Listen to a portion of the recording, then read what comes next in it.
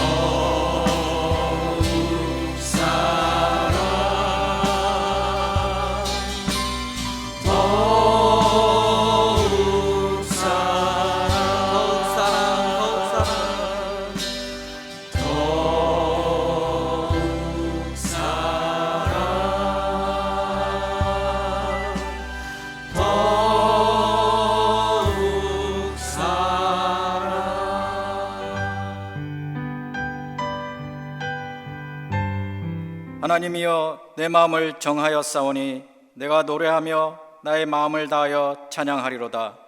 비파야 수금아 깰지어다. 내가 새벽을 깨우리로다. 오늘도 살아계셔서 우리를 주관하시는 능력의 하나님 아버지께 찬양과 영광을 올려드립니다. 저희들은 연약함으로 세상을 살면서 주위 환경으로 인해서 주님을 잊고 살지는 않았는지요. 이 시간 죄와 허물을 고백하며 씻김 받기를 원하옵나이다.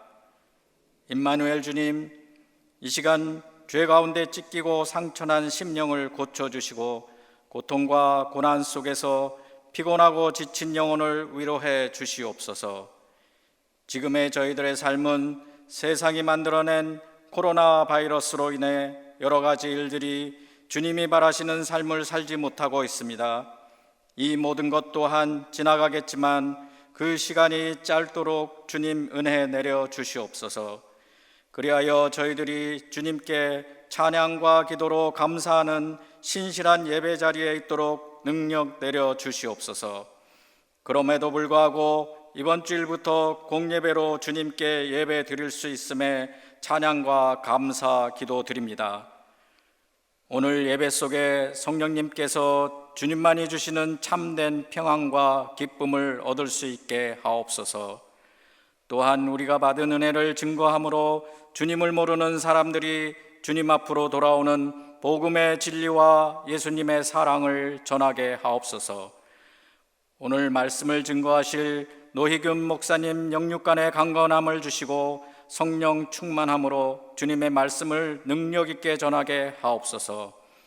말씀을 통하여 세상 살아갈 때 아버지의 자녀로 살아갈 수 있는 능력과 권능을 허락하시고 아버지의 의와 사랑이 나타내기를 간절히 기도합니다. 이 모든 말씀을 우리를 구원하시려고 이 땅에 오신 우리 주 예수 그리스도 이름으로 기도드렸사옵나이다. 아멘. 오늘 우리에게 주시는 하나님의 말씀은 시편 137편 1절부터 9절입니다. 함께 봉독하시겠습니다. 우리가 바벨론의 여러 강변 거기에 앉아서 시온을 기억하며 울었도다.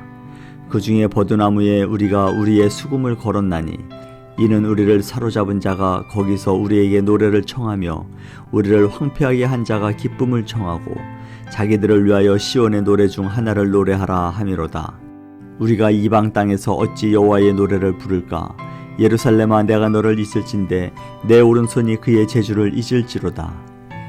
내가 예루살렘을 기억하지 아니하거나 내가 가장 즐거워하는 것보다 더 즐거워하지 아니할진대 내 혀가 내 입천장에 붙을지로다. 여호와여, 예루살렘이 멸망하던 날을 기억하시고 에돔 자손을 치소서. 그들의 말이 헐어버리라 헐어버리라 그 기초까지 헐어버리라 하였나이다. 멸망할 딸 바벨론아, 내가 우리에게 행한 대로 내게 갚는 자가 복이 있으리로다. 내 어린 것들을 바위에 메어치는 자는 복이 있으리로다. 아멘. 오늘 하나님의 말씀은 시편 137편 1절부터 9절의 말씀으로 은혜의 소중함이라는 주제로 여러분과 하나님의 말씀을 나누기 원합니다. 우리가 언제 소중함을 느끼게 될까요? 갖고 있었던 것을 잃어버리거나 또 그것이 없을 때 우리는 소중함을 느끼게 됩니다. 전에는 몰랐는데 지금 되돌아보니까 꼭 필요한데 그것이 지금 없다면 우리는 소중함을 느낄 것입니다. 대학교에요, 제가 기숙사에 있었을 때 제가 기숙사에서 저하고 친한 4명의 학생들과 함께 방 2개가 있는 아파트를 빌려서 함께 살게 되었습니다. 이 비용도 절감할 수 있고요. 또 서로 마음이 맞는 친구들하고 함께 있게 되어서 상당히 좋았어요.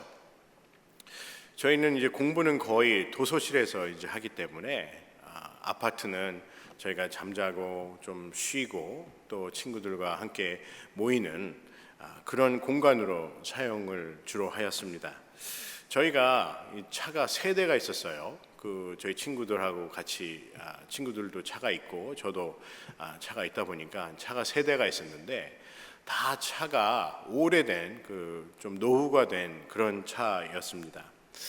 저희가 이제 그 차 점검을 좀 자주 하고 또 알맞게 그 시간에 맞게 하여야 되는데 그러질 못하여서 차에 문제가 생기게 되었습니다.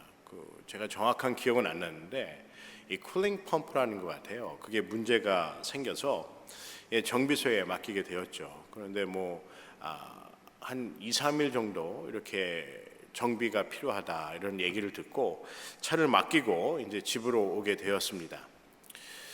이제 학교를 가야 되는데 학교 가려면 이제 버스를 타야죠.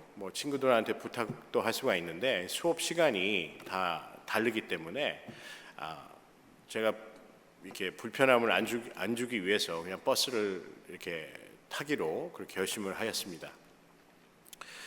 그래서 버스를 타고 이제 학교를 가게 됐죠. 그래서 그 전날 그 버스 노선을 다 확인을 해서 학교를 가게 됐는데, 보통 한 7분에서 한 10분 정도면 로컬 길로 갈 수 있는 그 거리가 버스를 타게 되니까 한 45분 정도 시간이 소요가 되는 것 같아요. 그래서 가는 날은 갈 때는 학교로 갈 때는 버스를 탔지만 올 때는 제 친구에게 연락을 해가지고 저희가 한 이틀 정도만 라이드를 달라고 부탁을 하였습니다. 45분씩 왕복을 하려니까 이게 보통 일이 아닌 것 같더라고요. 그 차가, 제가 타고 있는 차가요, 이 AC 에어컨디션도 고장이 나고 해서 여름에는 무척 덥습니다. 그리고 저 차 언제쯤 처분하고 새 차를 살 수 있을까, 그런 생각을 하고 있었던 차에 차가 고장이 나서 제가 불편함을 겪다 보니까 그 차가 얼마나 소중한지를 알 수 있었습니다. 여러분과 저는 하나님에 대한 또 예배의 은혜를, 그리고 하나님께서 주신 예배의 소중함에 대해서 기억하여야 합니다. 우리는 예수 그리스도께서 십자가에 돌아가신 그 헌신과 사랑을요, 이렇게 상식적으로 이스라엘의 한 역사적인 부분으로 이해하거나 생각하고 있지는 않은가, 그러한 질문을 해봅니다.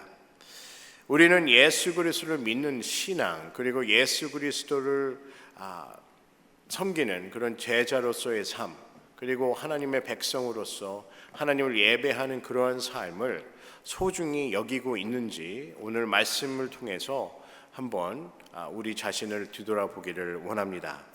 시편 137편은요, 이스라엘 민족들이 하나님의 말씀에 순종하지 않고 하나님의 길과 방법, 율례와 규례를 떠나서 그들만의 생각으로 하나님의 율법을 멀리하고 살았을 때의 그 상황에 대해서 설명을 하고 있습니다. 이스라엘 민족들이 바벨론의 포로로 이제 종살이를 하는 그 모습을 한탄하는 그 내용이 바로 시편 137편의 내용입니다. 어떻게 보면 시편 137편은요, 자신이 겪고 있는 지금 이 상황, 이 바벨론의 포로로서의 종살이를 하는 그 마음을 표현하고 있는 그러한 시편의 말씀이라고 할 수 있을 것입니다. 오늘 시편 137편 1절의 말씀에 보면요, 우리가 바벨론의 여러 강변 거기에 앉아서 시온을 기억하며 울었도다 라고 말씀합니다. 이것이 무슨 얘기일까요?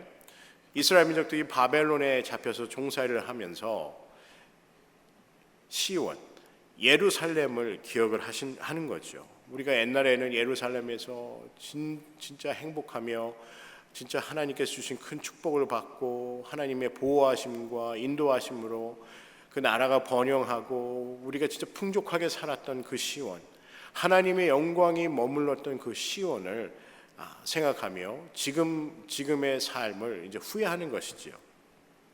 이 시온은 하나님의 영이 머무신 그 예루살렘만 얘기하는 것이 아니라요, 어떠한 의미로는요, 하나님의 보호하심과 인도하심이 있는 하나님의 함께 하신 그 삶을 그들은 후회하고 동경하고 있었다는 것입니다. 그들이 예루살렘에 있었을 때 날마다의 삶이 기쁨이 넘치고 또 하나님을 송축하는 그런 삶을 살았는데, 지금은 압제당하고 바벨론에 포로된 그런 삶 속에서 미래가 어두운 희망이 없는 그러한 나날을 보내고 있었다는 것이지요. 시편 137편 1절을 보면요, 하나님의 말씀을 청종하지 않아서 그러한 포로로서의 삶을 사는 그들 자신, 그리고 내 자녀들이 어떻게 될까에 대한 그런 불안한 그 마음이 있었다는 것입니다. 오늘 말씀에 보면요, 시편의 말씀에 보면 그들이 울며 시온을 그리워했다라고 되어 있어요. 왜 그들이 울었을까요? 자신의 삶이 한탄되기도 하였지만은 하나님의 말씀대로 살지 못하여서 이러한 결과를 그들이 겪고 있는 포로로서의 삶, 종으로서의 삶을 사는 모든 것을 잃어버린 그 삶을 사는 자신들을 보면서 울게 되었지요. 그런데 저는 한편으로 이렇게 울 수 있다는 것도 축복이 아닌가 생각이 됩니다. 자신의 과오를 뉘우치고 그리고 다시는 만약에 우리가 똑같은 그런 시온의 영광의 자리에 있다면 하나님의 말씀을 더욱더 청정하고 귀를 기울여야겠다는 그런 마음 그리고 회개의 마음이 있었기에 이런 후회에 눈물을 흘릴 수 있었다고 믿습니다. 그래서요, 눈물을 흘린다는 것조차도 우리의 삶에 참으로 소중한 시간입니다. 이스라엘 민족들은요, 바벨론에서 전에 경험하지 못한 그런 멸시와 천대 그리고 그 종으로서의 삶으로 앞으로의 삶에 소망이 있을까라는 그러한 두려움 속에서 살았을 것입니다. 자기가 자식 또한 그리고 앞으로의 다음 세대 또한 이러한 삶의 연속으로 이러한 종의 삶을 연속적으로 살아야 된다는 그러한 불안감이 있었을 것입니다. 오늘 2절과 3절의 말씀에 보면요, 이스라엘 민족들이 수금을 키며 바벨론의 사람들 앞에서 춤을 추고 노래를 부르라라고 얘기를 합니다. 여러분, 이스라엘 민족들이요, 하나님께 수금을 키며 찬양하고 그리고 기쁜 일이 있을 때 특히 전쟁에서 승리하고 돌아왔을 때 그들은 수금을 키며 하나님께 감사의 찬양과 그리고 춤으로 하나님께 영광을 돌리는 그러한 이스라엘 민족들이었는데, 지금의 모습에 보면요, 바벨론에 사로잡힌 종의 모습을 보면 그들의 즐거움을, 바벨론 사람들의 즐거움을 위해서 그러한 연주를 하고 또 찬양을 해야 된다는 그러한 무시당하는 그리고 종으로서의 천한 모습으로 살아야 되는 그들의 모습을 그들 자신 스스로도 참 난감하고 참 뭐라 그럴까요? 스스로도 내가 어떻게 이런 삶이 되었을까에 대한 후회가 있었다는 것이지요. 찬양은 하나님께 돌려드리는 것입니다. 나의 영광, 나의 삶, 이 모든 것을 주관하시는 하나님께 감사를 드리는 것이지요.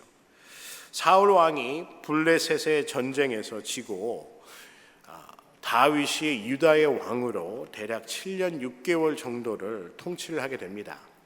사울 왕이 죽고 온 이스라엘을 통치하여 정치적으로 영적으로 이제 안식을 그리고 평안을 얻게 되지요. 그래서 다윗 왕은요, 수도를 예루살렘으로 정하게 되고 그곳에 있던 여부스 족속을 물리치게 됩니다. 그리고 그것을 이제 시온 산성이라 불리었는데 그것을 다윗성이라고 이제 성경에서는 지칭을 하고 있습니다. 그래서 사울 왕이 죽고 나서요, 다윗 왕이 그 예루살렘에서 계속해서 33년 정도를 계속 통치를 하게 됩니다. 여러분도 잘 아시는 그 출애굽기에 보면요, 시내산에서 받은 십계명 돌판을 언약궤에 이제 두고 그것을 지성소에 두게 하나님께서 명령을 하시지요. 그런데 이스라엘 민족이 이 언약궤를요, 블레셋 군에게 빼앗기게 됩니다. 그들은 이 언약궤를 그들이 섬기는 다곤의 신상 옆에 두었는데 아침에 일어나 보니 하나님의 언약궤 옆에 이 다곤 신상이 이렇게 넘어져 있고 다곤 신상의 팔과 목이 이렇게 신상에 잘려져서 몸통만 남겨져 있는 그 모습을 보고 블레셋 군들은 블레셋 군들이 놀라게 되지요. 그래서 이 상황을 본 그들은 그 하나님의 언약궤를 다른 곳으로 옮기게 됩니다. 그 옮긴 곳이요, 바로 벳세메스라는 곳입니다. 그런데 그 곳에서도요, 그 언약궤를 본 5만 7천 명의 사람들이 다 죽게 돼요. 그래서 아비나답의 아들 엘리아살의 언약궤를 거룩히 구별하여서 그것을 지키게 됩니다. 다윗이 이제 왕이 된 후에 이제 이스라엘까지 다 통일을 하고 나서 이 언약궤를 운반하기 위해 구별된 3만 명의 무리를 데리고 아비나답의 집에 들어가게 됩니다. 그 아비나답의 그 집에서 하나님의 언약궤를 갖고 나오면서 그들은 수금과 피파와 그리고 찬양을 하면서 언약궤를 수레에 싣고 나오게 되지요. 그런데 수레에 실어서 나오게 되는데 이 언약궤를요, 아비나답의 아들 우사가 이 수레가 이제 기울어져서 떨어지는 그것을 막기 위해서 하나님의 언약궤를 잡자 그 우사가 목숨을 잃게 됩니다. 하나님의 언약궤는 거룩하기 때문에 이게 손으로 만지거나 그래서는 안 되는 것이지요. 그런데 중요한 것은요, 이 이동 수단 또한 잘못됐다는 거예요. 이동을 할 때 수레에 얹혀서 언약궤를 움직이는 것이 아니라 레위인 지파 중에서도 선택된 자들이 하나님의 언약궤를 메고 나가게 되어 있는데 그들이 방법을 잘못 선택한 것이지요. 그래서 이 사실을 들은 다윗은 그것이 두려워서요, 오벳에돔의 그 집에 석 달간을 머물게 합니다. 그래서 하나님의 언약궤를 오벳에돔의 집에 석 달간 이렇게 두게 되지요. 성경에 보면요, 오벳에돔의 모든 소유에 하나님께서 축복하였다고 말씀하십니다. 하나님의 언약궤가 있었던 그곳에 하나님께서 오벳에돔의 집을 축복을 하신 것이지요. 그리고 3개월 후에요, 다윗 왕이 언약궤를 모시고 예루살렘으로 들어오면서 여러분도 잘 아시다시피 아시는 내용이지요. 다윗 왕이 온 힘을 향하여 하나님께 춤을 추며 기쁨을 감추지 못하였다고 합니다. 이스라엘 민족들도 함께 춤을 추었지요. 하나님께 소고와 수금으로 하나님께 찬양을 드렸는데 그때는 찬양을 드리는 대상이 하나님이셨습니다. 그리고 하나님의 영광을 향해서 그들이 찬양을 하였는데 오늘 시편 말씀에 보면요, 이 블레셋인들을 위해서 이제 찬양을 하는 거예요. 그 이스라엘 민족들이 얼마나 그 하나님의 그 시온의 영광이 빛나는 그때를 얼마나 그리워하였을까요? 하나님의 영광이 있었던 그 시간과 그 장소에 하나님의 은혜에 감격과 감동이 있었던 그때를 그들은 기억을 하였을 것입니다. 바벨론 사람들이 그들 앞에서 찬양을 부르라, 춤을 추라 하였을 때 4절 말씀에 보면요, 그들의 마음이 고백이 되어져 있습니다. 우리가 이방 땅에서 어찌 여호와의 노래를 부를까라고 고백을 하지요. 우리가 이방 땅에서 어찌하여 하나님께 돌려야 되는 찬양을 이 블레셋 사람들 앞에서 찬양을 할 수 있냐라는 그러한 후회의 고백입니다. 참담합니다. 앞부분에 말씀드린 것처럼요, 이스라엘 민족들은 기쁜 일, 전쟁에서 승리하고 하나님께 예배를 드리고 하나님께 경배를 드릴 때 그들이 찬양을 하였는데 이제는 자신들을 노예로 만든, 종으로 만든 그들 앞에서 노래를 부르는 그런 상황에 겪고 있다는 것이죠. 여러분, 하나님께 주신 말씀의 은혜, 찬양의 은혜, 그리고 섬김의 은혜를 잊지 않기를 주님의 이름으로 간절히 소원합니다. 창세기 28장 18절에 보면요, 야곱이 형 에서를 피하여 도망을 가게 됩니다. 이 하란이라는 곳으로 향해서 가고 있는데 그 가는 도중에 밤에 이제 잠을 자게 됩니다. 돌 벽에를 비고 잠을 잤다, 이렇게 성경은 말씀합니다. 이 돌을 비고 잠을 청하고 있는 그 상황에서 꿈을 꾸게 되지요. 이 하늘로 이제 사다리가 있고 하나님의 사자들, 천사들이 위로 오르락 내리락 하는 모습을 보게 됩니다.